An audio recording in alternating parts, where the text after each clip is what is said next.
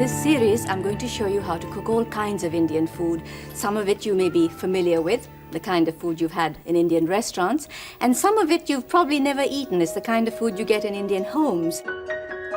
When my program came on air, there weren't any cookery programs, not Indian cookery. It was an immediate hit, and nobody expected that.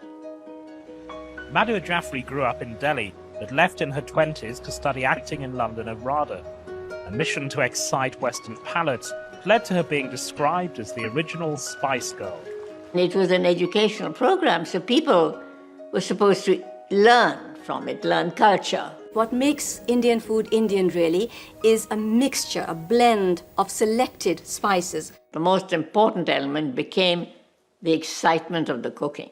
One of the things I'm going to make is Rogan Josh. This is a classical North Indian dish. It's lamb in a red, rich sauce. I wanted people to have the authentic Indian food from homes and to give recipes from specific regions of India. So people understood that Indian food is not hot, hotter, hottest. It all started with the people in the studio. They loved the smells. And the minute I finished cooking, they were ready to eat. It was last September when Madhur Jaffrey began her cookery course on BBC Two, since when nearly 2 million people have watched spellbound as she unravels the mysteries of Indian cuisine. There were letters, there were people calling in, people getting so excited. As I came in at immigration, they would say, "Well, so what are you making today?" To be able to do it yourself and have something tasty that nobody's ever served to you before was quite something in people's homes.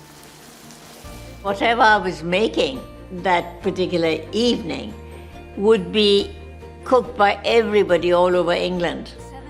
The day after I cooked a chicken with green coriander, they ran out of green coriander in Manchester. I was told. So there were reactions like that a whole city. The following day, everybody is cooking that particular thing. I'm going to put in some ground spices. The supermarket started stocking the spices. So as I kept cooking, the nature of the spices and the fresh ingredients they stocked became larger and larger and larger. Now it has to go in the oven. The people from South Asia had never seen themselves on television as themselves. They'd been mocked, they'd been, seen in forms that they didn't always like, but they'd never seen themselves as they were, ordinary, wonderful people and cooking absolutely gorgeous food. They felt I was representing them. I would wear wonderful Indian cottons that I really thought was stylish and beautiful, because I wanted to project an attractive India that had a sense of modernity. There was a deep, deep recognition and satisfaction that they were now on television in some way.